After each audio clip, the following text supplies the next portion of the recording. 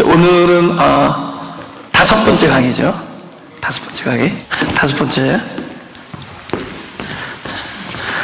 제목이 뭐죠? 내 생애가 영광의 찬송이 되다. 다 같이 해볼까요? 시작. 내 생애가 영광의 찬송이 되다.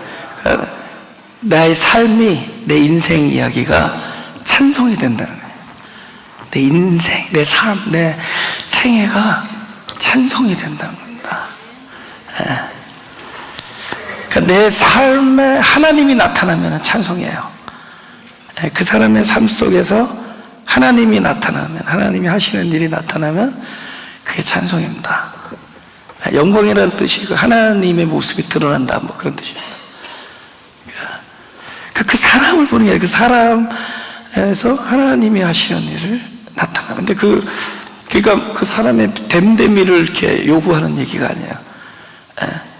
어떤 사람이라도 하나님께서 선택하시고 하나님께서 사랑하시는 자는 바로 저와 여러분은, 우리들의 인생 모든 이야기가 바로 그분을 나타내는 이야기가 된다. 그래서 그분이 하시는 일을 나타내는 그런 인생이 될 것입니다. 그래서 그 주관이 달라진다 그랬죠. 내가 주관이었는데. 그래서 본문을 한번 보죠. 1장, 에베소 1장 11절에 14절. 다 같이 시작.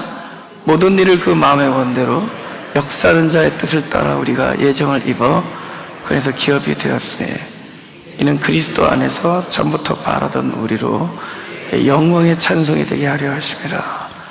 그래서 너희도 진리의 말씀, 너희의 구원의 복음을 듣고 그래서 또한 믿어 약속의 성령으로 인치심을 받았으니 이는 우리의 기업의 보직이 되사 거두신 것을 구속하시고 그 영광을 찬미하게 하려 하심이라. 그리고 요한복음 9장 1절에서 3절을 보겠습니다. 예수께서 길 가실 때 날 때부터 소경된 사람을 보신지라.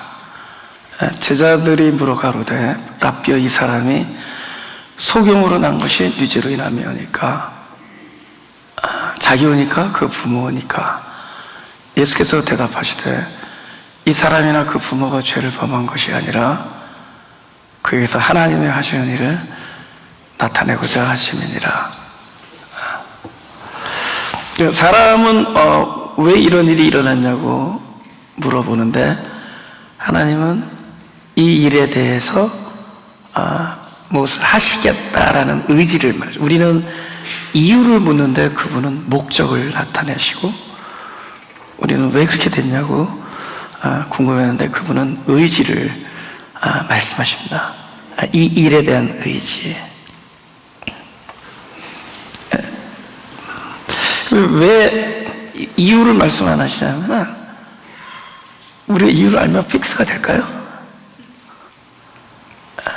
왜 일이 일어났는지 우리가 이유를 알면은 다시는 이런 일이 안 일어나게 할 수 우리가 있냐는 거죠.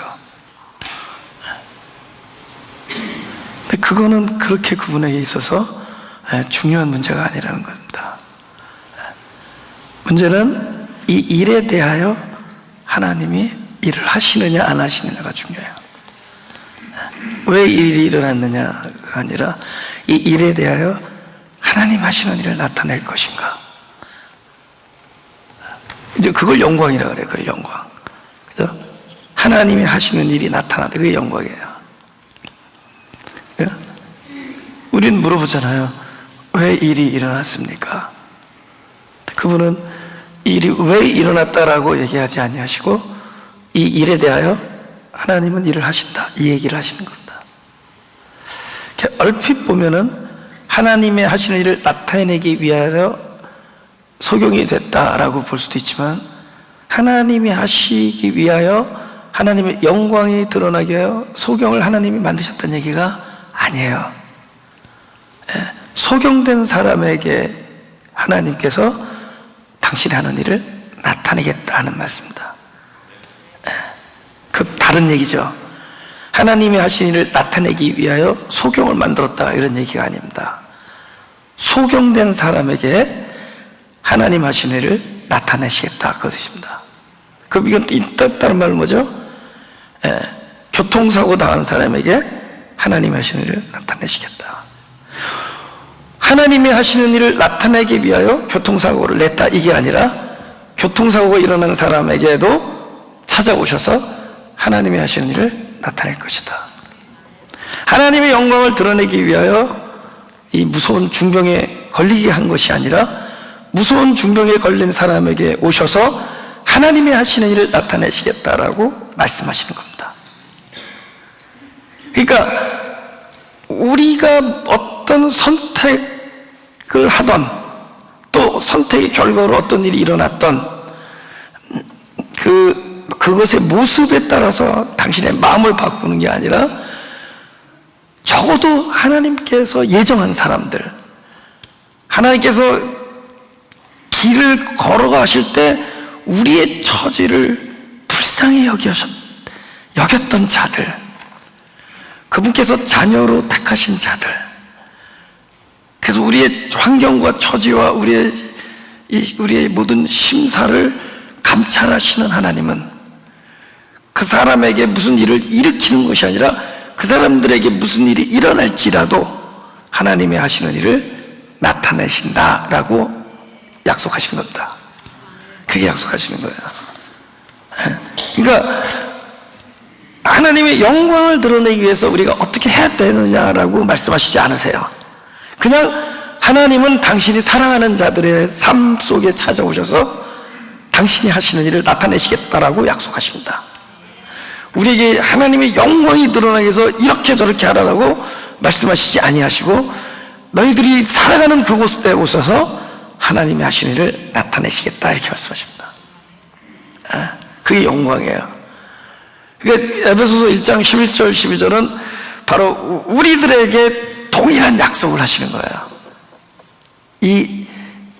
이 소경, 날 때부터 소경된 자에게 하신 약속을 사도 바울의 편지를 통해서 우리들에게 동일하게 하는 겁니다. 너희들의 생애가 하나님의 영광의 찬송이 될 것이다. 너희들이 걸어온 모든 길에 하나님께서 찾아오셔서 당신이 하시는 일을 드러내시는 찬송으로 만들겠다. 그러니까 우리가 찬송이 되는 거예요. 우리의 이 생애가, 우리는 돌아보면 후회밖에 할 게 없어요. 사람은 후회해요. 그러나 우리가 후회하고 다시 지우고 싶은 그 인생 하나하나를 하나님께서는 간과하지 않으시고 그 모든 것을 엮어서 하나님 나라 영광의 찬송거리로 만드시겠다고 약속하시는 겁니다. 찬송이 되겠다. 네가 찬송이 된다. 네 인생이 찬송이 될 것이고, 번째 단어는 하나님 하시는 일이 나타난다. 그 사람이 보였잖아요. 전에는 그 사람. 근데 언제부턴가 그 사람이 안 보이면서 그 사람 뒤에, 사람 속에 있는 하나님이 보이기 시작하면은, 그죠? 그 영광이에요.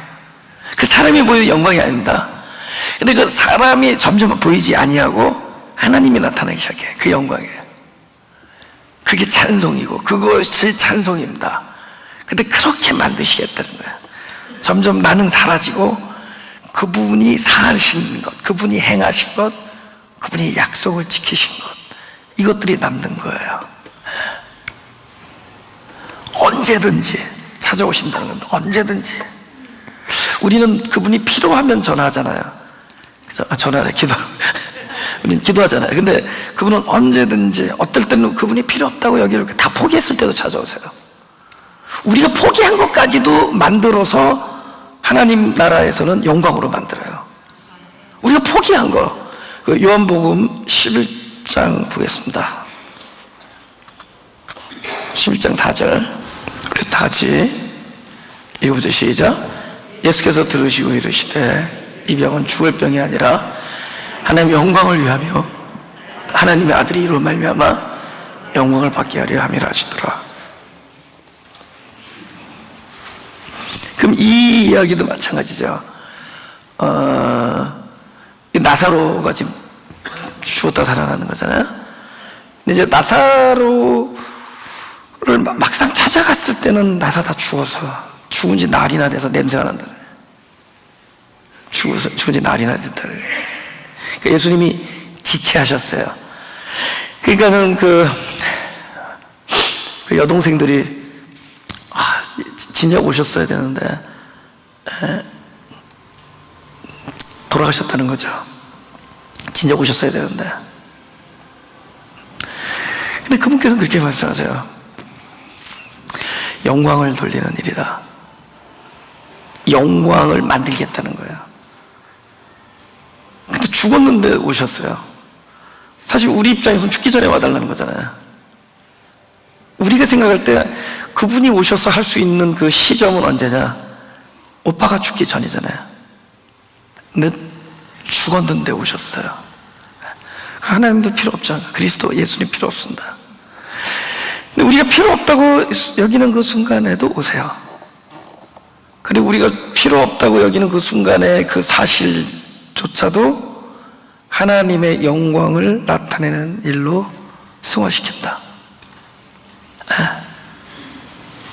결국은 근데 나사로가 하나님의 영광을 위해서 죽은 게 아닙니다. 죽은 나사로에게 하나님의 영광이 임합니다. 그러니까 우리가 살아있건 죽었건 그분을 열렬하게 원하던 원하지 아니하던, 그분이 말씀하신 바른 길을 택하던 잘못 걸었건, 그분은 이 얘기를 하시는 겁니다. 나는 반드시 찾아가서, 너희들이 부르지 않아도 반드시 찾아가서 하나님의 영광을 나타낼 것이다 라고 얘기하세요. 여러분, 우리 온통 우리 포커스를 그분이 하신 약속에 둬야지 저 말씀을 듣고 내가 어떻게 살아야겠다 이리로 가지 말아야 된다. 아까 좀 유스트가 안 됐는지 모르지만은 내 이 말씀을 듣고 이렇게 살아야지 이렇게 해서 되는 문제가 아니에요. 우리 말씀 들으면 하나님께서 원하시는 건 죽으라는 것밖에 없습니다. 이 말씀 들으면 너희는 죽음이다 이거밖에 없어요. 사람은 죽고 그리스도만 그 일을 할 수 있어요. 그러니까 여러분, 예수 말씀 듣고 우리 그렇게 살아야지 그러죠. 그러면 아니에요. 그냥 말씀은 듣고 죽을 것밖에 없어요. 알면 알수록 죽음밖에 없습니다.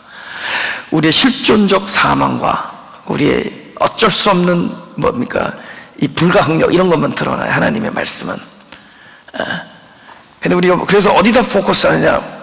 우리의 사망, 우리의 죽음, 생명, 모든 것, 그저 피조물, 뭐 고통, 아픔, 환경, 모든 것들이 하나님의 영광을 나타내는데 그걸 방해하지 않는다는 겁니다.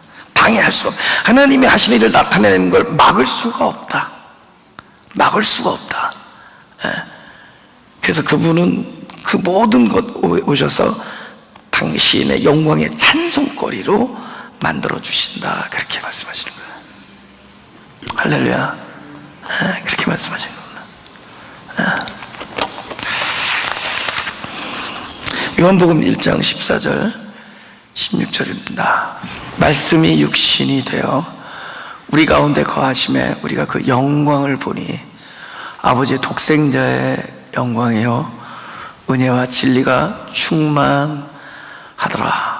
요한이 그에 대하여 증거하여 외쳐가로되 내가 전에 말하기를 내 뒤에 오시는 이가 나보다 앞선 것은 나보다 먼저 계심이니라 한 것이 이 사람을 가리킴이라 하느니라. 다 같이 16절 시작. 우리가 다 그의 충만한 데서 받으니 은혜 위에 은혜로라. 그러니까 그분이 하시는 일이 날마다 우리에게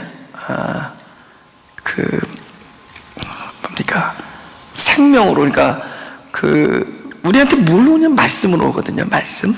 그분이 오신다는 건 말씀으로 오는 거잖아요. 말씀이 내 안에서 내 생명이 되는 것을 우리가 말씀이 육신이 됐다 이렇게 얘기하는 거예요. 적어도 내 안에서는. 물론 예수님이 육신의 몸을 입고 이 땅에 오신 것도 어떤 그런 객관적 진실이지만 진짜 우리 입장에서 나의 어떤 인디비주얼한 나의 어떤 개인적인 진리의 모습은 뭐냐? 그리스도께서 말씀으로 나에게 오신다는 거예요. 말씀으로. 그래서 내 안에서 살아납니다. 그래서 말씀이 육신이 되는 이런 은혜를 통해서 이 일을 하신다는 거예요.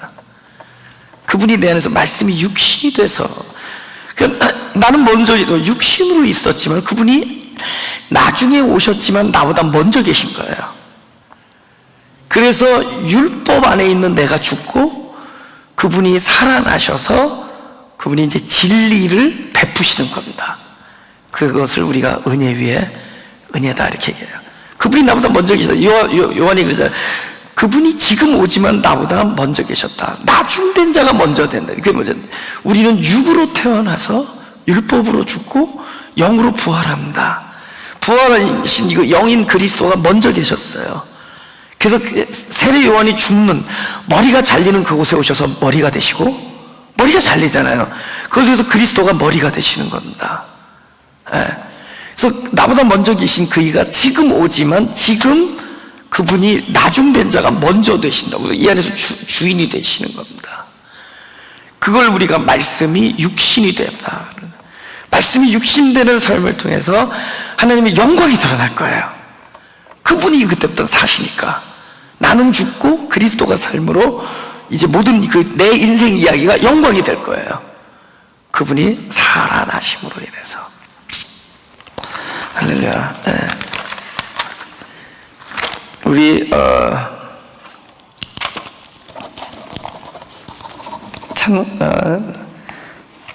성경 요한복음 8장 14. 이전에 본문을 좀 보죠. 본문 13절 14절 본문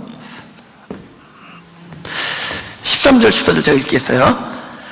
그 안에서 너희도 진리의 말씀 곧 너희의 구원의 복음을 듣고 그 안에서 또한 믿어 약속의 성령으로 인치심을 받았으니 이는 우리의 기업의 보증이 되사, 개런티에는 그 얻으신 것을 구속하시고 그 영광을 참여하게 하려 하십니다. 하나님이 우리에게 약속하신 모든 일은 보증하세요. 그러니까 개런티 한다는 거죠. 우리는 쪽지 받잖아요. 그죠? 개런티 돈 주고 사서 쪽지로 개런티라고 사인받. 그죠? 근데 개런티가 안 되는 경우가 많죠. 회사가 망해버리면 개런티 안 되잖아요. 그죠? 근데 하나님께서 우리에게 보증하신 것, 우리에게 모든 약속하신 것을 개런티 해준다는 거죠. 보증한다. 약속한다. 약속하신 것을 그러니까 끝까지 보증해 주신다. 개런티 해 주신다. 그럼 뭐가 개런티냐? 뭐 보여줘야 되잖아요. 그래서 개런티 하지만 보이지 않는다. 근데 우리가 그것을 이제 우리 입장에서 믿음이고 그분 입장에서는 성령이에요. 그분은 우리에게 성령으로 오시고 내 안에 존재함으로 계시고 내 안에서 살아계시고, 그죠? 그게 보증이에요. 그분이 내 안에 내 생명으로 계신 게 보증입니다. 그것이 우리에게는 믿음이라 그러죠. 그분이 계신 것, 그분이 말씀이 내 안에 들려진 것, 그게 믿음이라 그러죠. 그분의 말씀이 내 영혼에 떨어지고, 그죠? 그분이 계신 것, 이 상태가 우리의 믿음입니다. 보증한다. 나는 길 갈 때부터 네가 소경된 것을 보았다.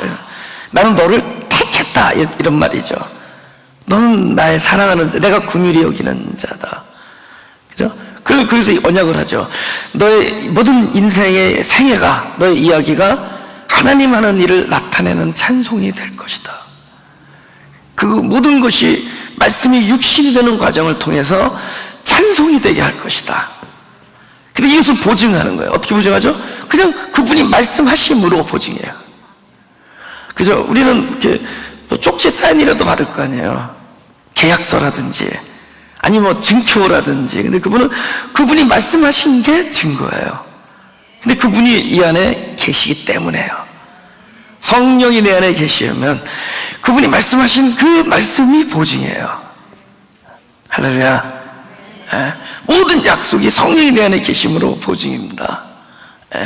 그때부터는 그 증거를 원할 필요도 없고 증거가 필요하지도 않고 증거를 달라고 할 필요도 없습니다. 그게 약속이에요. 그게 증거예요. 그분이 내 안에 계심. 인쳤잖아요. 이거는 어떻게 해서든지 파기할 수 없어요. 파기할 수가 없어요. seal 하잖아요. 인쳤다. 열어볼 수 없다. 이거는 하여튼 끝날까지 그분이 이거는 지켜주고 계신 겁니다. 변하지 않으세요. 우리는 변하죠. 우리는 굉장히 조속으로 계속 변하죠. 그죠? 네. 성도들 많이 변하죠. 굉장히 주관적이잖아요. 그죠? 막 기분 좋았다 나빴다. 근데 자기만 기분 좋고 나쁘면 되는데 온 사물을 그죠? 어둡게 보잖아요. 자기만 어두우면. 예. 그래서 관찰을 해야 돼요. 저 사람이 오늘 흑암인가 밝음인가. 예. 우리는 계속 변하잖아요. 근데 그분은 변하지 않았어요. 그래서 그분이 증거, 그냥 보증한다는 겁니다. 보이는 증거가 없잖아요. 근데 우리가 그것을 어떻게 해서든지 누리게 해줘요. 그 결과를. 그분이 완전한 이 약속이 영원하다는 것을 우리가 느끼게 해주는 그런 사례들을 좀 보려고 합니다. 우리 로마서 8장 14절 16절입니다. 무릇 하나님의 영으로 인도함을 받는 그들은 곧 하나님의 아들이라.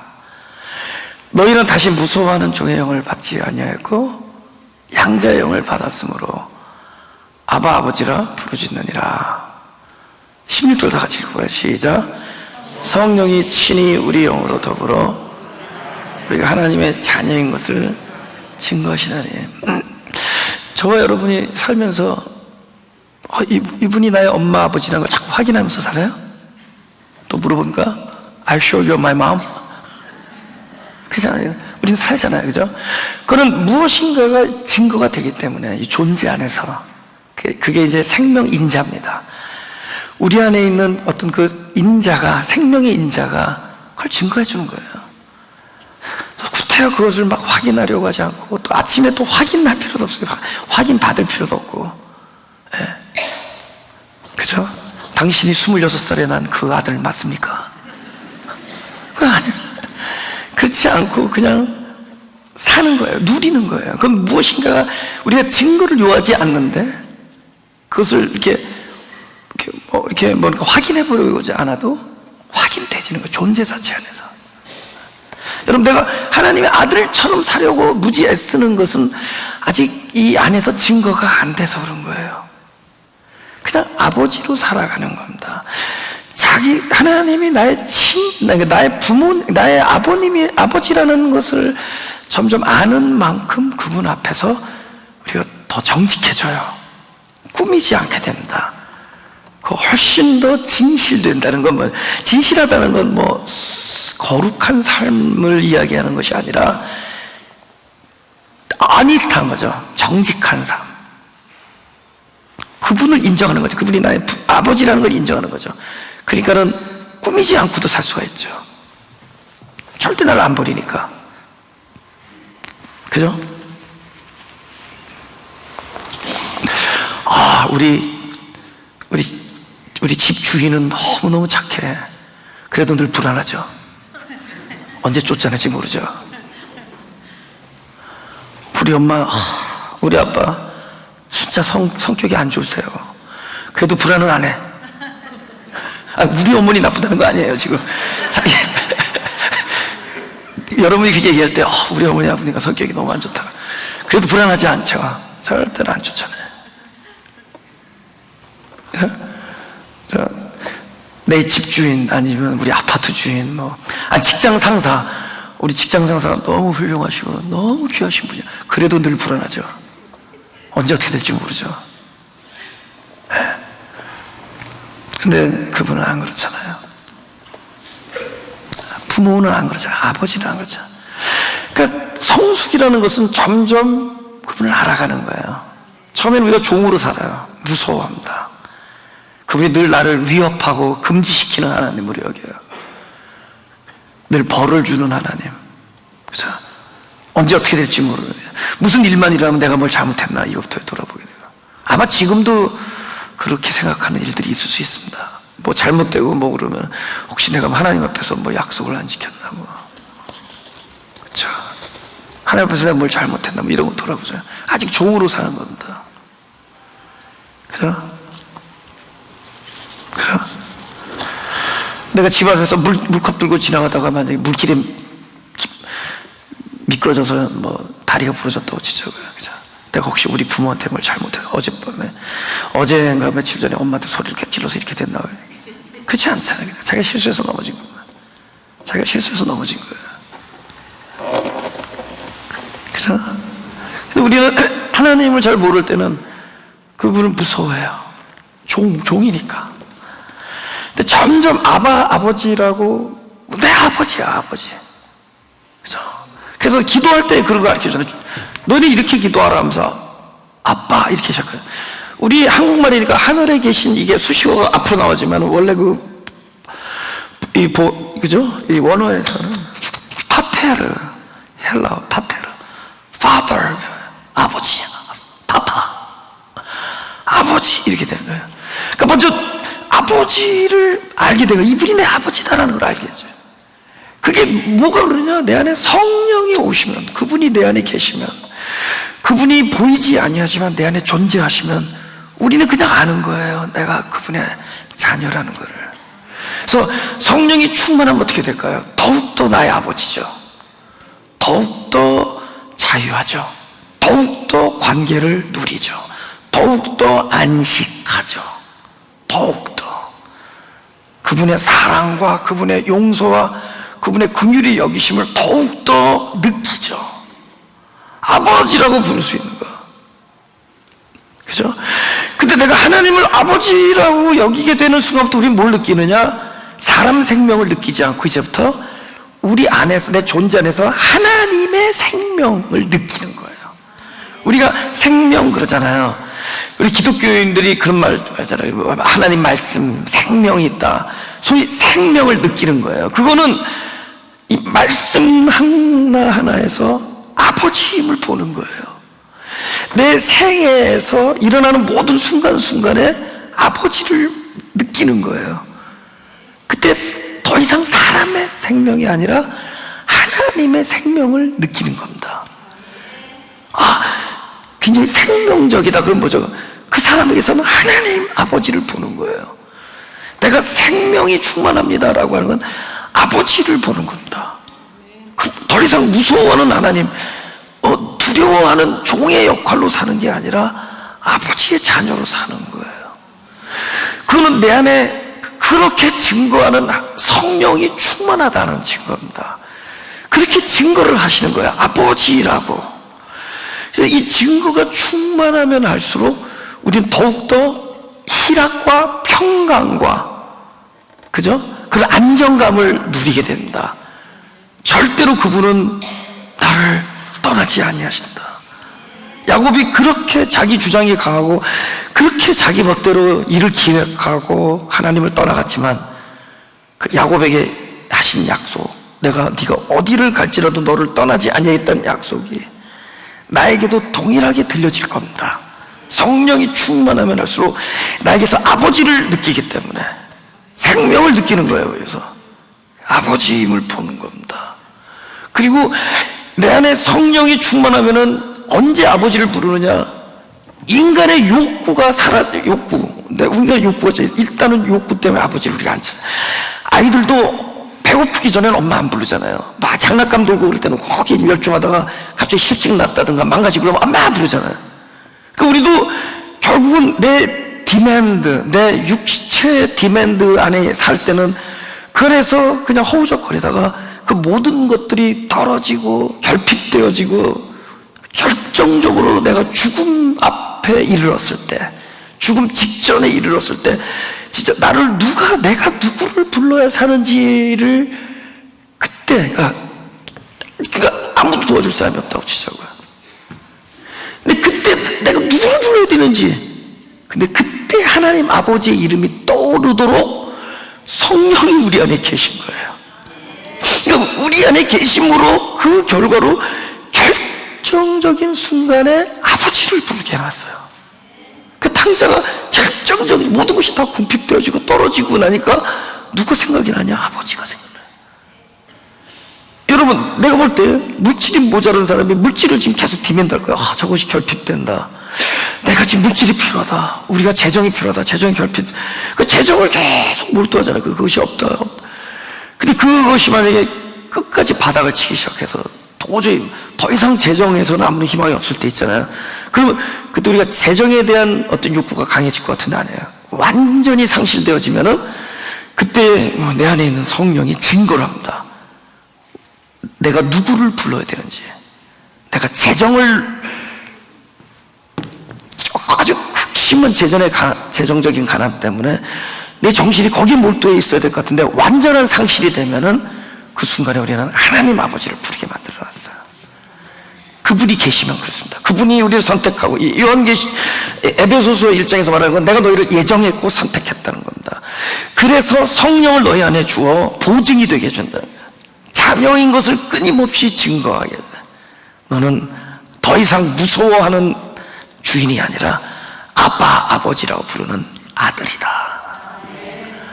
할렐루야. 그 얘기를 하는 겁니다. 이거 누가 가르쳐줘도 되는 게 아니에요. 히브리서 8장 10절에서 11절입니다.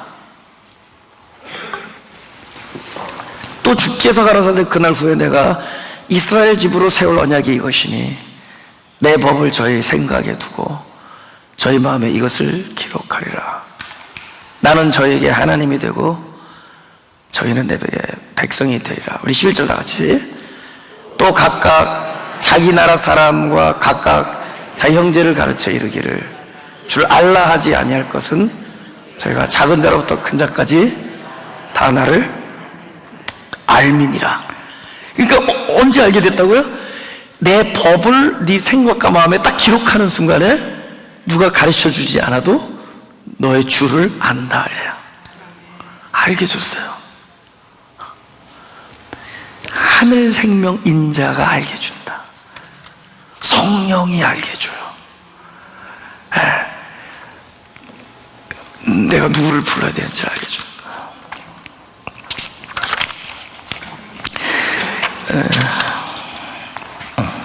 로마서 8장 26절에서 28절입니다. 제가 읽을게요. 이와 같이 성령도 우리 연약함을 도우시라니 우리가 마땅히 빌 바를 알지 못하나 오직 성령이 말할 수 없는 탄식으로 우리를 위하여 친히 간구하시느니라. 마음을 감찰하시는 이가 성령의 생각을 아시나니 이는 성령이 하나님의 뜻대로 성도를 위하여 간구하심이라. 28절 다 같이. 우리가 알거니와 하나님을 사랑하는 자 곧 그 뜻대로 부르심을 입은 자들에게는 모든 것이 합력하여 선을 이루리라. 전에도 말씀드렸지만은 이렇게 바깥에 일이 잘 돌아가도 마음이 이렇게 편안하지 않을 때가 있고, 또 바깥에 이렇게 막 폭풍과 몰아치고 뭐 그런데도 마음의 평화가 잔잔할 때가 있습니다. 그러니까 이런 어떤 그런 뭐랄까요, 이 매칭이 안 되잖아요.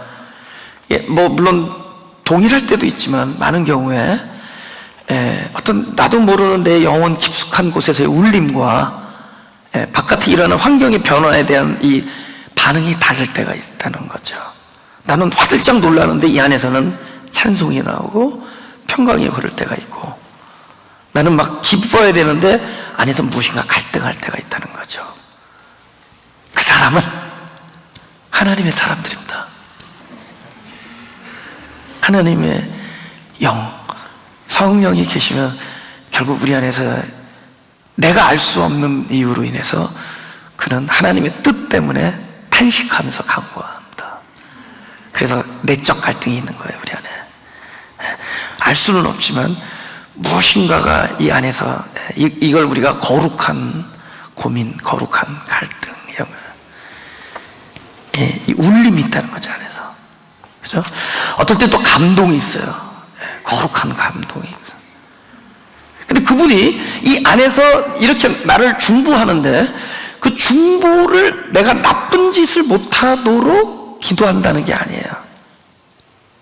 그죠? 우리에게는 선택이 있습니다. 요셉에게 놀라운 계획을 가지고 계세요, 하나님이. 또 이거는 하나님의 시간 안에 성취하시고, 그런데 요셉의 형들이 요셉을 죽이려고 하는 순간에 하나님이 그들의 생각을 바꾸게 하지 않아요. 요셉을 팔아먹으려고 할 때 그 생각을 바꾸게 하지 않아요. 그냥 뜻을 내버려 두십니다. 근데 그러면 안에서 나를 향한 중보의 결과는 뭐냐는 거죠. 그렇게 다 그죠? 중보를 나를 위해서 탄식하면서 기도하는데 중보 결과가 뭐냐는 거죠. 중보의 결과로 우리들이 그 많은 선택을 했지만 궁극적으로 모든 일에 예외 없이 바로 28절 하나님 뜻이 이루어집니다. 뭐가 이루어져? 이 모든 일이 합력하여 하나님의 뜻을 이루게 해줍니다. 우리가 살아왔지만 내 나름대로 내 제각기 내 길을 걸어왔지만 하나님의 계획은 성공하세요. 왜냐하면 그 탄식의 결과, 그 우리를 향한 그 간구의 결과가 결국은 무슨 일을 이루냐? 모든 일을 합력해서 하나님의 뜻을 이루는데 그것을 금할 법이 없습니다. 하나님의 뜻을 반드시 이루신다는 거예요. 놀랍죠? 하나님의 뜻을 이루신다. 그죠? 요한복음 5장 25절입니다.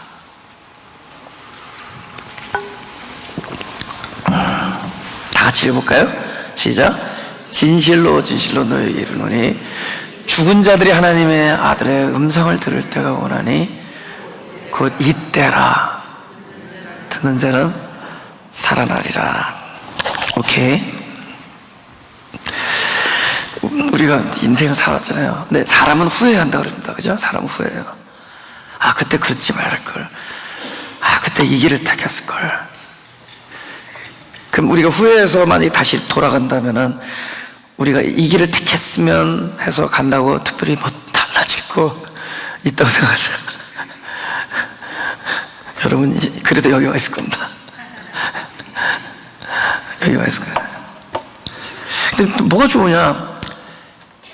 결국 우리들의 인생의 모든 거는 언제를 위한 거냐면 바로 이제 이때를 위한 거야, 이때. 그럼 뭐 이때가 훌륭한 거냐? 그때, 다들 우리 그러잖아요. 그 다 옛날이 좋았다 그러고 그러죠. 그죠? 되게 어려운데 아직까지는 자동차는 좋은 차 타고 다니시는 분 있죠. 그러면 그때가 좋았던 거죠. 지금 어려운데. 그죠? 예. 뭐 그런 거 있잖아요. 그죠? 예. 그럼 이때가 그때보다 좋은 거냐? 근데 확실하게 이때가 좋은 게 있습니다. 하나님은 언제 계시냐? 이때 계세요. 그러니까 하나님이 지금 계신 거예요. 그러니까 우리가 말할 때 내가 뭐 훌륭해서 내가 있는 자리가 좋아서 내가 오늘 모든 인생이 이때를 위합니다. 이때 나 그 꼴 너무 처량하다 이럴 거예요. 그렇지만은 우리에게 놀라운 선언이 있습니다. 나의 이때는 하나님이 계십니다. 이때야 이때.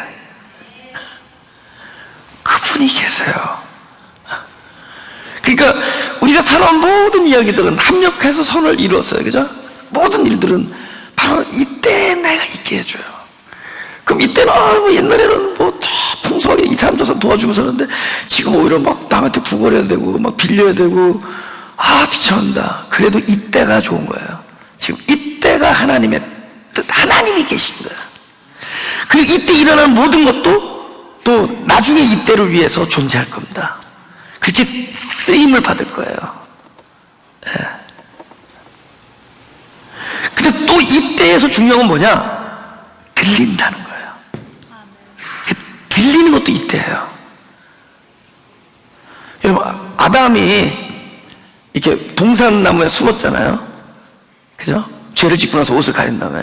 근데 하나님이 오셔가지고, 아담아, 내가 어디 있느냐 그래요. 아담아. 근데 그 질문에 답해요. 어떻게 답했을까? 이것 때문에요. 아담은 지금 죽었거든요. 진실로 진실로 아담에게 이르노니 죽은 자가 하나님의 아들의 음성을 들을 때가 오나니 곧 이때라. 아멘? 이때예요. 죽은 자가 들려요. 또 죽은 자 어떻게 들려요? 하나님이 아까 선택하신 그분의 영이 계시면은, 성령이 내 안에 계시면 우리는 죽었으나 들립니다. 사실 죽은 자만 들려요. 역설적인 얘기인데, 살아있는 자는 자기의 음성이 들려요. 근데 죽은 자가 들립니다. 근데 그때가 이때예요. 그래서 음성이 들리면은 우리는 하나님의 자녀인 것이고, 그것이 증거입니다. 그게 증거예요. 들리면 증거예요. 개런티 해주는 겁니다. 성령이 내 안에 계셔서 우리 기업의 보증이 되시는 것이고, 내 인생의 영광의 찬송이 되게 하시는 겁니다. 아멘. 이때 들리는 거예요. 이때. 제일 행복한 게 말씀이 들리는 거예요. 제가 볼 때는. 그죠? 말씀이 들리는 거예요. 제일 행복한 겁니다. 제가 볼 때는. 하나님의 말씀이 들리는 거는 그 부분을 영접하는 거예요. 그게 제일 큰 축복입니다. 우리가 그거를 고민해야 돼요. 말씀이 들리는 거. 나에게 날마다 새롭게 다가오는 그분이 가장 축복된 거예요. 그분은 항상 똑같은 단어 속에 와요. 그죠? 똑같은 단어, 똑같은 성경 구절을 통해서 옵니다. 사람의 삶은 다양하지만 하나님은 똑같은 구조 속에서 와요. 똑같은 성경. 하지만 그분이 나에게 다가오심이 날마다 새롭게 느껴지는 것은 그분은 생명이기 때문입니다. 그래서 나에게 새롭게 날마다 다가와요. 근데 그것이 이때 들리는 그것이 축복이에요. 이때 들리면 그것이 가장 큰 축복입니다. 또 하나 보자. 창세기 3장 16절.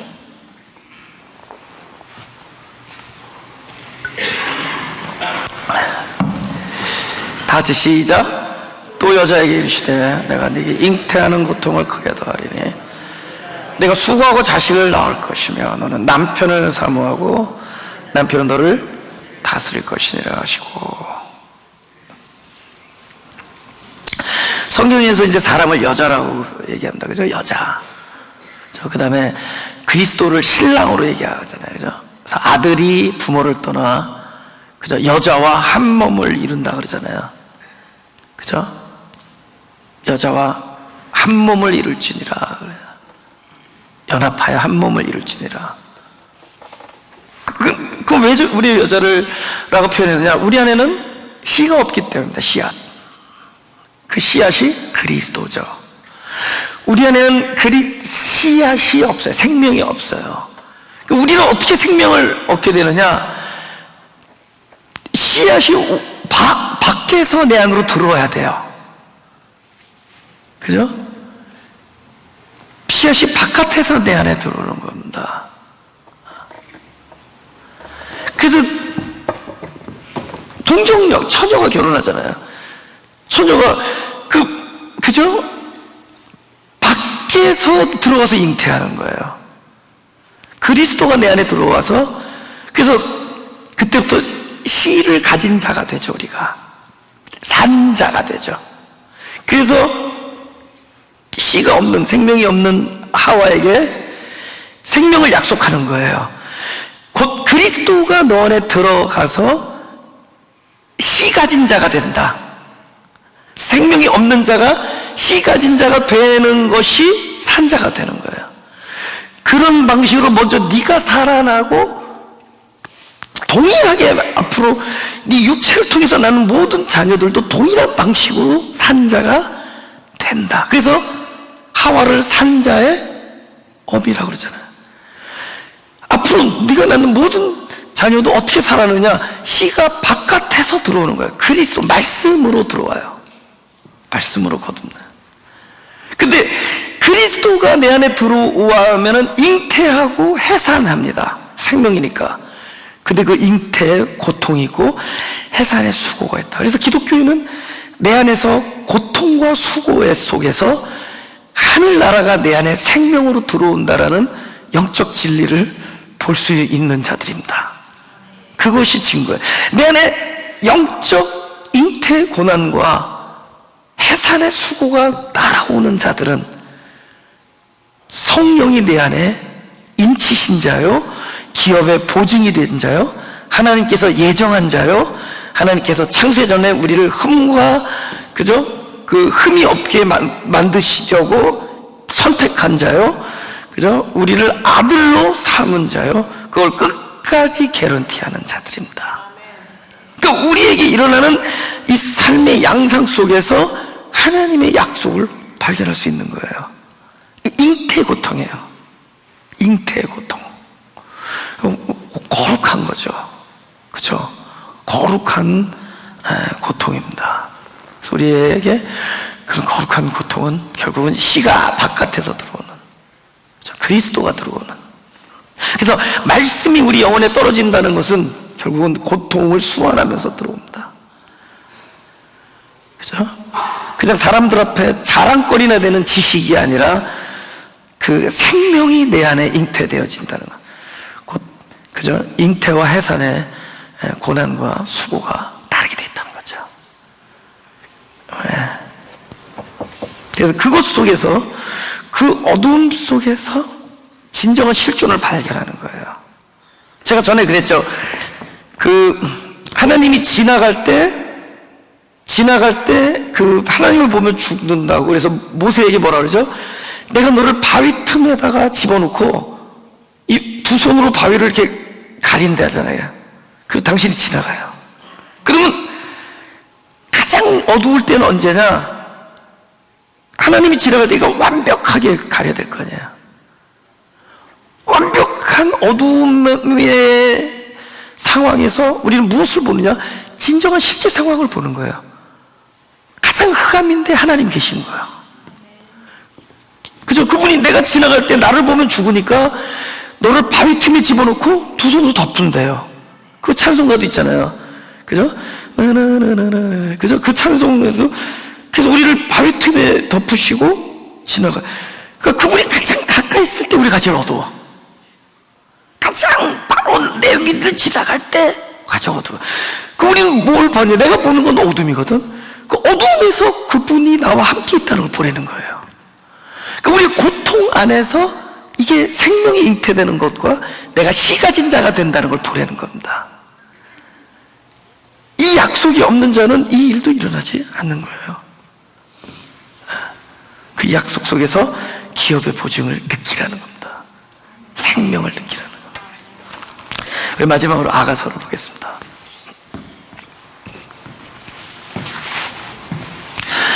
아가서 1장 9절, 2장 14절, 3장 6절에서 7절 있습니다. 그 아가서는 계속 이제 여자가, 그죠? 이 남자를 막 이렇게 그리워하고 사랑하는 이야기도 충만하지만 남자가 여자를 바라보면서 표현하는 이야기들이 아주 스윗합니다. 근데 표현을 달리해요. 표현을 달리해요. 예. 근데 표현을 달리하는 거는 똑같은 사람을 달리 본다는 뜻이 아니에요.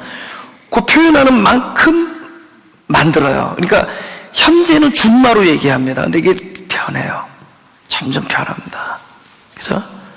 그래서 지금은 내 사랑아 내가 너를 바로의 병거의 준마에 비하였구나. 이게 준마 빨리 달리는 아주 그런 말로 비교합니다. 근데 그게 이제 변해요. 갈수록 이렇게 변합니다. 근데 변한 거는 그분의 눈이 변한 게 아니에요. 실제로 그렇게 변하는 존재로 우리를 만들어요. 사람은 상대방을 보고 눈이 변하죠. 뭐 어떨 땐 기분 좋을 땐 토끼 같은 내 아내, 그러다 나중에 막 변하잖아요. 그죠? 뭐 여우 같은 아내, 구렁이 같은 마귀 알망구 뭐 근데 그 자기가 변한 거지. 자기가 변한 거지 그 존재가 변한 게 아닌데 하나님은 우리를 그렇게 변하게 만든대도요. 하나님 딱 볼 땐 지금 준마야. 예. 준마라는 건 뭐냐면 그때 이제 바로한테 아주 굉장히 질이 좋은 말인데 비싼 말이에요. 그러니까 비싸게 샀다는 거죠. 바로한테 사오려면 비싸게 주고 사야 될 거 아니에요. 그러니까 말값이 되게 비싼 겁니다. 근데 이제 그 표현은 두 가지가 있어요. 너는 굉장히 값비싼 그 그리스도의 피로 산다는 건데 너무 비싼 존재이기 때문에 하찮은 조그만 집에서 키우는 토끼나 한 마리 사는 게 아니라 준마다, 그것도 바로의 말이다. 그러니까 비싸게 내가 아들의 피를 통해서 우리를 구속한다라는 약속이기도 하지만 동시에 그 말 속에는 우리가 아직도 막 살아있다는 겁니다. 자아가 강하고, 그죠? 막 살아서 막 강한 자아를 얘기하죠. 근데 강한 자에게 하나님께서 역사하셔서 환경을 통해서 우리가 점점 꺾이죠. 강한 자가 부서지고, 근데 뭘 느끼냐면, 내가 나 스스로 나를 책임질 수 없구나를 알게 해줘요. 나야말로 보호가 필요한 자구나를 알게 해줍니다. 그래서 그때는 나의 은신처가 이게 황량한 벌판과 내가 뛰어다닐 수 있는 운동장이 아니라 나의 은신처는 그분이 두 손으로 나를 어딘가 숨겨줘야지만이 되는 존재라는 걸 알게 해줘요.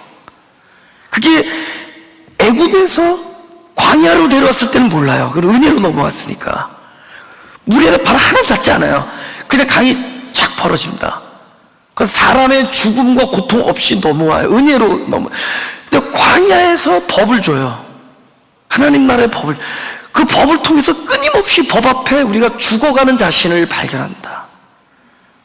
그래서 광야에서 가나안 넘어갈 때는 강이 갈라지기 전에 먼저 내 자신이 물에 발을 담가요. 결국 뭐야? 물은 생명이기도 하지만, 말씀이기도 하지만 사망을 얘기합니다. 우리 몸에 물이 들어가면 그때 사망을 얘기하는 거예요. 그게 그리스도의 방주에서나 나를 살려주는 물이 되지, 내가 물에 들어가면 이게 사망이 돼요. 근데 그 물은 나를 율법으로 죽이는 사망이에요. 그래서 그 광야에서 받은 법으로 내가 죽음을 경험할 때 우리는 어디로 넘어가느냐? 가나안으로 넘어가요. 근데 가나안에서 무슨 일이 있냐? 원수들이 기다리고 있어요. 나를 단련시키는 원수들이 준비되어 있습니다. 그래서 가나안의 삶은 나를 저주로 만들고 꿀로 만들기 위해서 베풀어진 땅인데, 이 땅은 젖과 꿀이 나한테서 흐르는 건데 딴 데 흐르는 게 아니라 내가 젖이 되고 꿀이 되는 나를 만들기 위해서 가나안은 많은 하나님 나라의 도구들, 그래서 그 많은 족속들이 기다리고 그 많은 성들이 기다리고 있어요. 전쟁이 기다리고 있습니다. 그래서 피를 흘리고 싸우고 또 내가 땀을 흘려서 농사 짓고 하던 곳입니다.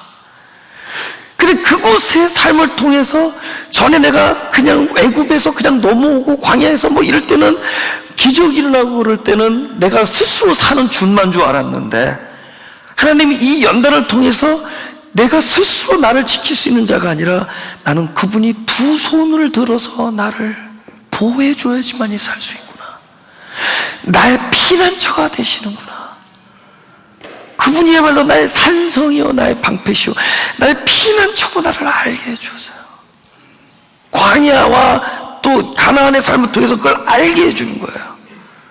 그래서 자연스럽게 내 존재를 그분의 두 손에 친절한 팔에 내어드리게 됩니다. 자연스럽게. 전에는 내 자존심이 허락 안 했고 내가 자신 있었거든요. 예? I didn't have to call him. 그분을 연락할 필요가 없었어요. 그죠? 나는 그전에는 그분의 이름을 부를 필요가 없었어요. I didn't have to call his name. 그분의 이름을 부를 필요가 없었다. 그러나 어느 순간부터 순간마다 아버지라고 부르지 않으면, 근데 내가 아버지라고 부를 때는 그분이 반드시 나의 보호자가 된다는 걸 알기 때문에 아버지라고 부르는 거야. 그분이 나의 피난처시오, 나를 기꺼이 두 손으로 받아서 나를 은신처에 두을 거라는 걸 알기 때문에 아버지라고 부르는 거예요.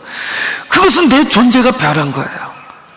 그렇게 자신 있던 내 존재가, 교만했던 내 존재가 꺾인 겁니다. 부서져서 결국은 내가 불러야 될 이름은 그분이고, 내가 살아야 될 곳은, 내가 나에게 있어서 가장 피난처 그분의 두 손이요. 그죠? 환경적으로 낭떠러지 같은데 그분이 나를 두 손으로 해서 탁 바위 틈에 넣어두시면 그것이 가장 안전한 곳이다. 그래서 준마에서 비둘기로 변해요. 보죠. 2장 14절에 나가서 바위 틈 낭떠러지 은밀한 곳에 있는 나의 비둘기야. 하나님이 그렇게 부릅니다. 준마로 표현했다가 바위 틈 낭떠러지 은밀한 곳에 있는 나의 비둘기야. 지금 하나님이 우리를 그렇게 보고 계신 거예요. 그렇게 부르시는 거예요. 왜? 이거 뭐예요? 그 그 비둘기를 그곳에 놔둔 거예요. 은밀한 곳에. 그리고 그곳이 나의 의진처라는 걸 아는 겁니다. 그리고 늘 쳐다봤느냐? 그분을 쳐다봐야 돼. 땅떨어지 밑에 있어서 어디 구할 수도 없어요. 나의 모든 것은 그분으로부터 온다는 걸 알아요. 눈을 들어 산을 보라. 나의 도움이 어디서 올고, 나를 만들고 천지를 만드신 하나님 아버지로부터 온다는 것을 알기 때문에 그분은 나를 그래, 너는 지금 발틈 낭떠러지 은밀한 곳에 있는 비둘기다. 그분이 원하는 건 그냥 얼굴 한번 보고 싶다는 거예요. 나로 내 얼굴을 보게 하라. 네 소리를 듣게 하라. 내 소리는 부드럽고 내 얼굴은 아름답구나. 우린 점점 내 존재가 준마에서 비둘기로 변해가고 있다면 우리는 기업의 보증이 되시는 성령이 충만하다는 것을 증거하는 겁니다. 할렐루야. 마지막으로 3장을 보겠습니다. 다 같이 크게 읽어보죠. 시작. 연기 기둥과도 같고 모략과 유황과 장사의 여러 가지 향품으로 향기롭게도 하고 거친 들에서 오는 자가 누구인고 이는 솔로몬의 연이라. 이스라엘 용사 중 60인이 옹야했는데 준마에서 비둘기에서 이번에는요 연기 기둥이라 해요. 그 향기라 그래. 향기. 그래서 가까이서 보니까 그 솔로몬을 태우고 있는 가마라는 거야. 가마. 그러니까 가마는 그렇게 중요한 게 아니라 그 안에 누가 있느냐로 달라지죠. 이 그릇이 누가 들어있느냐로 인해서 가치가 변화된다. 똑같은 그릇인데 된장 넣으면 된장 그릇, 고추장 넣으면 고추장 그릇, 달러 그릇. 달러 또 뭐죠? 그죠? 다이아몬드 집은 다이아몬드 그릇. 근데 솔로몬을 태우는 연이라는 거, 가마라는 거. 근데 그 존재가 어떻게 나타나느냐? 멀리서 보니까 연기 기둥 같다. 그리고 향기가 느껴져. 완전 부서진 거죠. 없는 거예요. 없는데 있는 겁니다. 자기가 없어요. 여러분 연기 무슨, 근데 존재하고 일을 해요. 그 여름에 구름 기둥으로 일했잖아요. 그 더운 사막에서. 근데 그 구름 기둥에 그 구름을 잡아보려고 하면 없어요. 없는데 있어요. 없는데 있어요. 그래서 우리가 점점 자아가 강하고 주장이 강하고 막 그러던 존재가 주님을 의지하는 존재로, 비둘기 같은 존재로 변하고 나중에는 거의 내라는 자아가 사라집니다. 근데 향기가 있다. 그분이 충만하면 우리가 그런 쪽으로 변해갑니다. 하지 않는데 하고, 존재감은 없는데 존재하고, 없이 있어요. 사실 하나님이 내 안에 성령으로 계시다는 거예요. 다른 말로 없이 계신 분이야. 없음으로 계시면, 약간 좀 말이 좀 어렵죠? 네? 없음으로 계신 분이에요. 어떤 사람 나타나잖아요. 그래야지 있는 것 같잖아요. 근데 없어도 있는 것, 그런 존재로 내가 변해가고 있다면 우리는 기업의 보증을 받은 사람이고 하나님의 택하신 자입니다. 그 사람의 이야기는 영광이 될 것이고 하나님의 그 사람의 삶은 찬송이 됩니다. 그거는 하나님이 그렇게 만드세요. 그러면 이 사람이 준마에서 비둘기에서 연기 기둥과 향기로 갈 때까지 과정은 누구만 드러나느냐? 하나님이 하시는 일만 드러납니다. 그래서 성숙한 자들은 점점 자기는 사라집니다. 그 사람의 기질과 주장과 고정관념과, 그죠? 뭐 고집과 습관과 이런 것들이 사라지고 이제 하나님만, 그리스도의 향기만 나타나게 돼요. 여러분 그렇다고 너무 애쓰지 마세요. 지금 딱 나는 게 여러분과 저의 수준이에요. 지금 나에서 나는 냄새가 내 수준이니까 괜히 뭐 이런 거 방향제 풀고 그러지 말고 그냥 이 수준이에요. 근데 이게 변한다는 거예요. 그분이 약속하시는 겁니다. 향기로 만들어요. 점점 안 보이는데 있고, 없는 것 같은데 있고, 존재감 없는데 존재 안 하는 것 같은데 하고, 할렐루야. 그게 진짜거든요.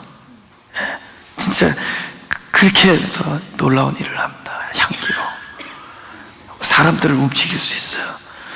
세상을 바꿀 수 있습니다. 내가 바뀌면 세상이 바뀝니다. 내가 사라지면 이 세상은 살아나요. 내가 죽으면 많은 사람들이 살아납니다. 가슴에 손 대시고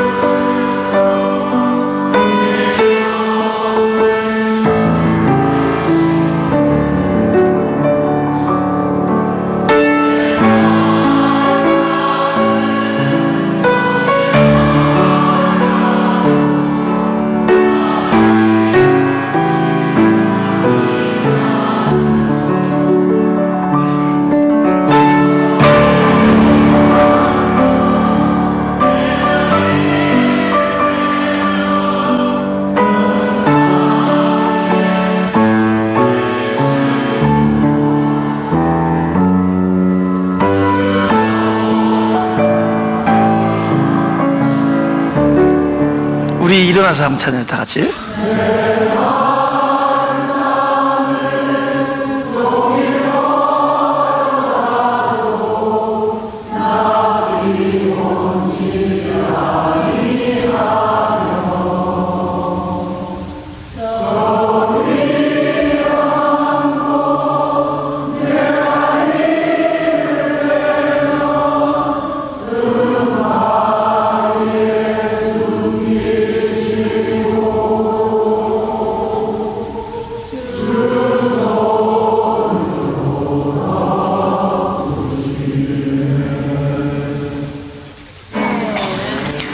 기도하겠습니다. 더 이상 무서워하는 하나님이 되지 아니하시고 나의 아버지가 되어 주옵소서.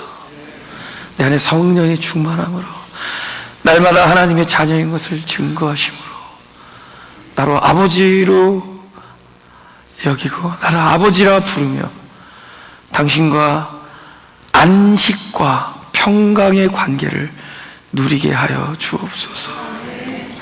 내 인생의 모든 얘기가 아버지가 나를 사랑해서 하신 이야기가 되게 하시고 내 인생의 모든 얘기가 나를 긍휼히 여기신 아버지의 인도하신 이야기가 되게 해주시고 내 인생의 모든 얘기가 나에게 뜻을 세우시고 그 일을 성취하신 하나님 아버지의 이야기가 되게 하여 주옵소서. 그러함으로 나의 인생의 모든 얘기가 영광의 찬송이 되게 하시고 우리가 죽는 순간까지 날마다 아버지 아버지라 부르며 그 평강의 관계를 누리며 살 수 있게 하여 주옵소서. 우리 예배가 내가 하나님의 자녀인 것을 더욱더 충만하게 여길 수 있는 그런 귀한 증거의 시간이 되게 하시고 이제 그 증거로 인해서 나타나는 모든 결과가 결국 하나님의 영광이 되게 하여 주옵소서. 감사드리며 예수 그리스도의 이름으로 기도드렸습니다.